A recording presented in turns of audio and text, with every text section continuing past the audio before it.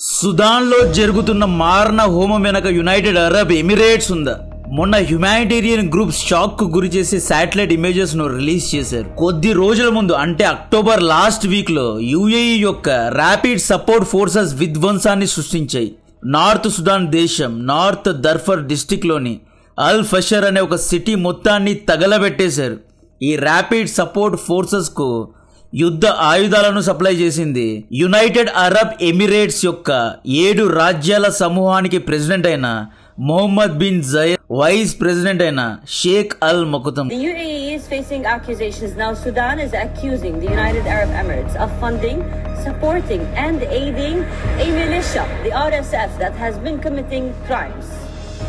Now this is backed by American intelligence. సుదానీ ప్రజల్ని ఎంతలా చంపారు అంటే అంతరిక్షం నుండి శాటిలైట్స్ ద్వారా చూస్తే రక్తపు మరకలు కనిపిస్తున్నాయి.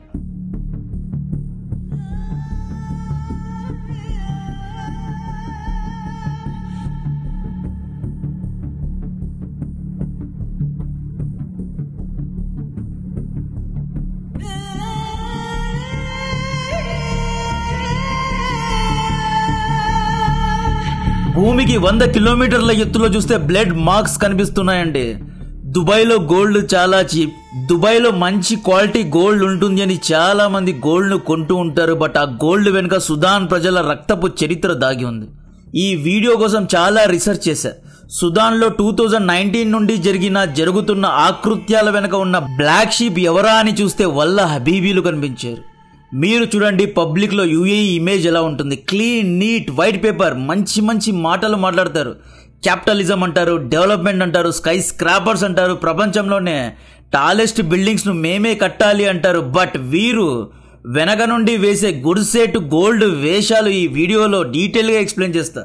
కాశ్మీర్ గురించి పేరాలు రాసి అల్ జజీరా, బీబీసీకు దమ్ముంటే యుఏఈ గురించి, ఈ గోల్డ్ స్మగ్లింగ్ గురించి ఆర్టికల్స్ రాయమనండి, రాయాలి. నార్త్ సుడాన్ లో ట్రిపుల్ జీ జరుగుతోంది. ట్రిపుల్ జీ అంటే గోల్డ్, గన్స్ అండ్ జెనోసైడ్. దీని గురించిన వెబ్ సిరీస్లు తీస్తే సూపర్ హిట్లు, బంపర్ హిట్లు అవుతాయి.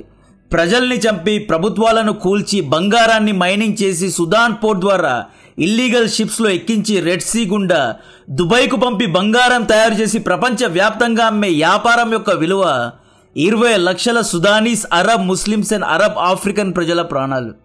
నార్త్ సుడాన్లో ఏం జరుగుతోంది అనేది మ్యాప్స్ ద్వారా ఎక్స్ప్లెయిన్ చేస్తా. ఈ దేశం పేరు నార్త్ సుడాన్. దీని యొక్క క్యాపిటల్ సిటీ ఖార్తమ్. ఈ దేశం రెడ్ సీకు కనెక్ట్ అయి ఉంటుంది. దాదాపు 800 కిలోమీటర్ల సముద్ర తీరం ఉంటుంది. ఇక్కడ సుదాన్ పోర్ట్ ఉంటుంది. ఈ సైడ్ లో యుఏఈ అంటే దుబాయ్, షార్జా, ఈ దేశాలన్నీ ఉంటాయి. నార్త్ సుదాన్ పైన ఈజిప్ట్ ఉంటుంది. సుదాన్ మధ్యలో నైల్ నది ప్రవహిస్తూ ఉంటుంది. నార్త్ సుడాన్ లో 95% మంది అరబ్ ముస్లిమ్స్ ఉంటారు, సున్నీ ముస్లిమ్స్ ఉంటారు. అయితే వీళ్ళు షఫీ స్కూల్ ఆఫ్ థాట్స్ ను ఫాలో అవుతారు. ప్రస్తుతం ఈ నార్త్ సుదాన్ దేశాన్ని 2 గ్రూప్స్ పాలిస్తున్నాయి. ఈస్ట్ సైడ్ లో అంటే ఖరతమ్, సుదాన్ పోర్ట్ సైడ్ మొత్తాన్ని సుదానీస్ ఆర్మ్డ్ ఫోర్సెస్ పాలిస్తున్నారు. ఈ సుదానీస్ ఫోర్సెస్ కు లీడర్ పేరు అబ్దుల్ ఫతే అల్ బుర్హాన్. పేర్లు జాగ్రత్తగా గుర్తుపెట్టుకోండి. అఫీషియలీ యుఎస్ఏ, యుఎన్ ప్రకారం సుదాన్ కు డిఫాక్టో లీడర్ అల్ బుర్హానే. అల్ బుర్హాన్ సున్నీ లీడర్, మిలిటరీ డిక్టేటర్. ఇతనికి ఈజిప్ట్ సపోర్ట్ చేస్తోంది, ఆయుధాలు సప్లై చేస్తోంది. సైలెంట్ గా సౌదీ అరేబియా బుర్హాన్ కే సపోర్ట్ చేస్తోంది. అమెరికా కూడా సైలెంట్ గా ఇతనికే సపోర్ట్ చేస్తోంది. నెక్స్ట్ ఈస్ట్ సైడ్ లో ఉన్న ఏరియాస్ ను దర్ఫర్ రీజన్స్ అంటారు. ఈ దర్ఫర్ లోనే అల్ ఫషర్ అనే ఏరియా ఉంది. ఈ ఏరియాస్ ర్యాపిడ్ సపోర్ట్ ఫోర్సెస్ ఆధీనంలో ఉన్నాయి. ర్యాపిడ్ సపోర్ట్ ఫోర్సెస్ కు లీడర్ మొహమ్మద్ హమ్దాన్ దగాలో. ఇతని హమేతి అని కూడా పిలుస్తూ ఉంటారు. హమ్దాన్ ఒంటలు కాసేవాడు, మిలిటరీలో చేరాడు, ఆ తర్వాత లీడర్ అయ్యాడు. ఈ దర్ఫర్ ఏరియాలోని అత్యధిక శాతంలో బంగారపు నిల్వలు, మైనింగ్స్ అన్ని ఇక్కడే జరుగుతాయి. హమ్దాన్ బంధువులే మైనింగ్ చేసి యుఏఈకు బంగారాన్ని స్మగల్ చేస్తారు. గోల్డ్ అమ్మినందుకు యుఏఈ హమ్దాన్ కు డబ్బులు ఇస్తుంది, ఆయుధాలు సప్లై చేస్తుంది, సుఖం, సంతోషం అన్నీ ఇస్తుంది అన్నమాట. హమ్దాన్ కు యుఏఈ, రష్యా ఇద్దరూ సపోర్ట్ చేస్తున్నారు. గేమ్ జాగ్రత్తగా అర్థం చేసుకోండి, ఎన్నో ట్విస్టులు ఉంటాయి. నార్త్ సుడాన్ లో 2019 కంటే ముందు వరకు అంటే 1990s నుండి ఇక్కడ ఉమర్ అల్ బషీర్ యొక్క నియంతృత్వ పాలన ఉండేది. ఇయర్ 2000 లో ఒమార్ పై ప్రజలు తిరుగుబాటు చేశారు. ఒమార్ ఎడారిలో ఒంటలు కాసే సమూహాన్ని ఆర్మీ ట్రైనింగ్ ఇప్పించి ఆ సమూహం పేరు జంజవీద్ అని పెట్టి ప్రజల్ని అణిచివేయడానికి వాడేవాడు. ఈ సమూహంలో ఒకడే మొహమ్మద్ హమ్దాన్ అనే వ్యక్తి. ఒమర్ అల్ బషీర్ అండ్ మొహమ్మద్ హమ్దాన్ ఈ ఇద్దరు సుదాన్ లో ఉన్న గోల్డ్ ను ఇల్లీగల్గా యూఏఈకు స్మగల్ చేసేవారు, తద్వారా ఎంతో డబ్బును సంపాదించేవారు. మధ్య మధ్యలో ఉమర్ అల్ బషీర్ మనసు మార్చుకునేవాడు. ముస్లిం బ్రదర్హుడ్ ఏమీ లేదు, గల్ఫ్ దేశాలన్నీ యూఎస్ఏకు కొమ్ము కాస్తున్నాయి అని చెప్పి కొన్ని రోజులు ఇతను ఇరాన్తో సంబంధాలు పెట్టుకున్నాడు. కొన్ని రోజులు ఒసామా బిన్ లాడెన్ కూడా ఆశ్రయం ఇచ్చాడు. యాక్చువల్లీ ఒసామా బిన్ లాడెన్ అంటే సౌదీ రాజులకు పడదు. సో ఈ విధంగా ఉమర్ అనే వ్యక్తి అన్ప్రెడిక్టబుల్ గా ఉండేవాడు.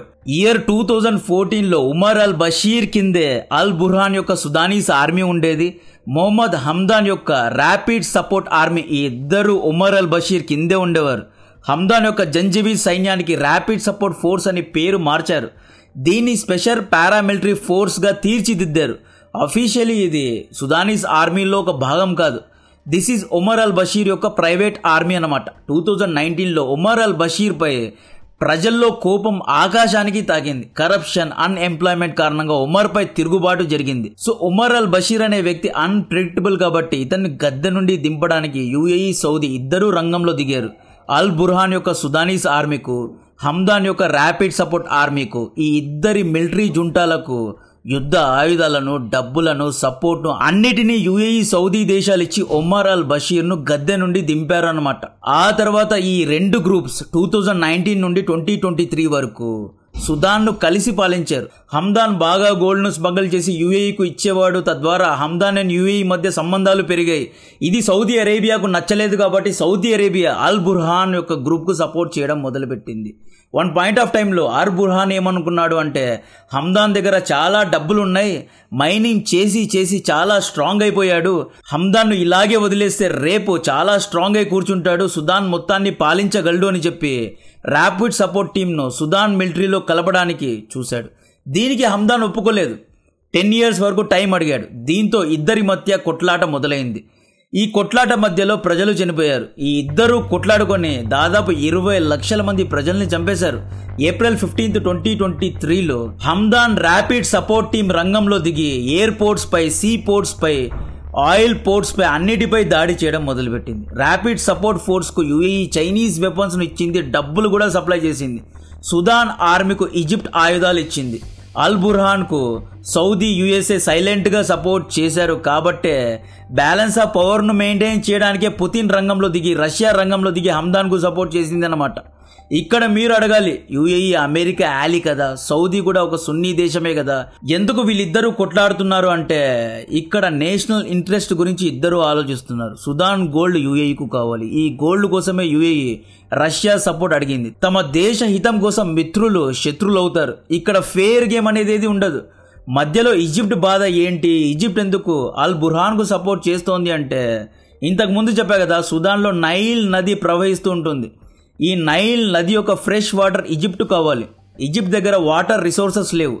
ఈ నీళ్లు కావాలి కాబట్టే, సుదాన్లో స్టెబుల్ గవర్నమెంట్ ఉండాలి కాబట్టే ఈజిప్ట్ అల్ బుర్హాన్ కు సపోర్ట్ చేస్తోంది అన్నమాట. ఇద్దరి కొట్లాట ముదిరిపోయింది. హమ్దాన్ ఏం చేస్తున్నాడు, యుఏఈ యొక్క వెపన్స్ ను వాడి సుదానీస్ ఆర్మీ కంట్రోల్లో ఉన్న రాజ్యాలను కలుపుకుంటూ పోతున్నాడు. ఈ ఆక్రమణలో భాగంగా ఎల్ ఫిషర్ అనే ఏరియా సుదానీస్ ఆర్మీ కంట్రోల్లో ఉండేది. దీన్ని ఇయర్ 2024లో ర్యాపిడ్ సపోర్ట్ ఫోర్స్ అన్ని వైపులా చుట్టుముట్టారు. అంటే అక్కడి ప్రజలు బయటికి పోవడానికి లేదు, లోపలికి రావడానికి లేదు. అక్టోబర్ లాస్ట్ వీక్ లో ఫైనలీ వీళ్ళు ఎల్ ఫిషర్ ఒక సిటీ మొత్తాన్ని ఆక్రమించి వేలల్లో ప్రజల్ని చంపేశారు. ఈ రక్తం శాటిలైట్స్ ద్వారా కనిపించాయి. అంటే ఏ రేంజ్ లో మారణ హోమం జరిగింది అనేది చూసుకోవాలి. కాశ్మీర్ లో ఏదైనా జరిగితే మానవ హక్కులు అని మాట్లాడే ఈ దేశాలు నార్త్ సుడాన్ లో ఉన్న అరబ్ ముస్లింస్ ను ఉక్కు పాత్ర వేస్తున్నా గానీ ఏమీ అనడం లేదు. యుఏఈ ఏం చేస్తోంది అంటే, నార్త్ సుడాన్ లో ఎటువంటి ప్రభుత్వం లేకుండా చేసి, అన్స్టేబుల్ చేసి, ఇల్లీగల్ గా గోల్డ్ ను స్మగుల్ చేయాలి అనుకుంటోంది. ఒకవేళ స్టేబుల్ ప్రభుత్వం ఉంటే ఏమవుతుంది, గోల్డ్ ను ప్రాపర్ గా కొనాలి, రికార్డ్స్ ను మెయింటైన్ చేయాలి, సుదాన్ ప్రభుత్వానికి ట్యాక్సులు కట్టాలి, ఇంపోర్ట్ డ్యూటీ, ఎక్స్పోర్ట్ డ్యూటీ, ఇలా ఎన్నో ట్యాక్సులు ఉంటాయి.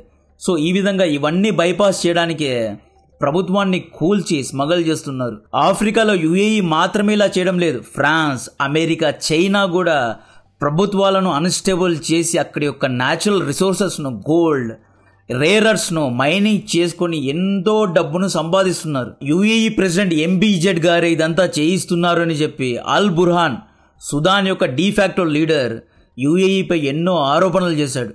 UAE total GDP $500 billion. ఇందులో $150 బిలియన్ దాదాపు 30% యుఏఈ యొక్క వ్యాపారం గోల్డ్ ద్వారానే జరుగుతుంది. సుడాన్ నుండి యుఏఈ దాదాపు 80 నుండి 90% గోల్డ్ ను స్మగ్లింగ్ ద్వారా కొనుక్కుంటుంది. చాలా పెద్ద స్కామ్, చాలా పెద్ద హరామ్ యుఏఈ చేస్తోంది. But nobody dare to ask because UAE USA నుండి ఆయుధాలు కొంటోంది, యూరోప్ నుండి సాఫ్ట్వేర్స్ అండ్ టెక్నాలజీను ఇంపోర్ట్ చేసుకుంటోంది. ఉమ్మా దేశం ఓఐసీలో భాగంగా ఉంది. ఈవెన్ ఇండియా కూడా యుఏఈను ఏమీ అనలేదు, ఎందుకంటే యుఏఈలో ఎంతో మంది భారతీయులు పనిచేస్తున్నారు. యుఏఈ ఇండియా ద్వారా ఎంతో రైస్ ను ఇంపోర్ట్ చేసుకుంటుంది. చైనా నుండి ఎలక్ట్రానిక్స్ ను యుఏఈ ఇంపోర్ట్ చేసుకుంటుంది కాబట్టి చైనా కూడా ఏమీ అనదు. రష్యా నుండి స్టోన్స్ అండ్ మెటల్స్ ను యుఏఈ ఇంపోర్ట్ చేసుకుంటుంది కాబట్టి రష్యా కూడా సైలెంట్ గా ఉంది. యుఏఈలో అల్ దఫ్రా అనబడే అమెరికన్ మిలిటరీ బేస్ ఉంది కాబట్టి అమెరికా కూడా దీని గురించి సైలెంట్ గా ఉంది. అందరూ సైలెంట్ గా ఉన్నారు. బట్ చనిపోతోంది సుదానీ ప్రజలు. గాజాలో ఇజ్రాయెల్ అణిచివేత చేస్తోంది అని చెబుతున్నారు కదా, సుదాన్ లో యుఏఈ చేస్తోంది ఏంటి? అది జెనోసైడ్ అయితే ఇది కూడా జెనోసైడే కదా. ఒకవేళ యుఏఈ ద్వారానే ఈ జెనోసైడ్ జరిగింది, యుఏఈ ఆయుధాలు ఇచ్చినందుకే ఇంతమంది చనిపోయారు అనేది ప్రూవ్ అయితే అంతర్జాతీయ చట్టాల్లో యుఏఈ పైన కేసులు పడే అవకాశాలు చాలా గట్టిగా ఉన్నాయి. అయితే ఇవన్నీ పేపర్స్ లో మాత్రమే. ఆన్ గ్రౌండ్ లో వీటన్నిటిని కొట్టేస్తారు. అందరూ యుఏఈకే సపోర్ట్ చేస్తారు. సుదాన్ లో ఉన్న 95% మంది ముస్లిమ్స్ కోసం ఏ ఒక్కరైనా స్టాండ్ తీసుకుంటున్నారా? గాజాలో జెనోసైడ్ జరిగితే అందరూ వచ్చేసారు కదా, ఇస్లామిక్ నాటోను స్థాపించారు కదా. సుదాన్ ప్రజలు మనుషులు కదా, అక్కడ కారేది రక్తం, ఇక్కడ కూడా కారేది రక్తమే కదా. తమ దేశ హితం కోసం, బంగారం కోసం ఈ దేశాలకు సుదాన్ ప్రజలు కనిపించారు. ఇజ్రాయెల్ కూడా తమ దేశ హితం కోసమే హమాస్ వంటి ఉగ్రవాద సంస్థలను అణిచివేస్తోంది కదా. సో ఇద్దరి మధ్య డిఫరెన్సెస్ ను international media, western media, middle eastern media ఎలా చూపిస్తుందో మీరే అర్థం చేసుకోండి. నాకు కంటెంట్ నచ్చితే వీడియోను లైక్ చేయండి, ఛానల్ను సబ్స్క్రైబ్ చేసి అందరికీ షేర్ చేయండి. జై హింద్.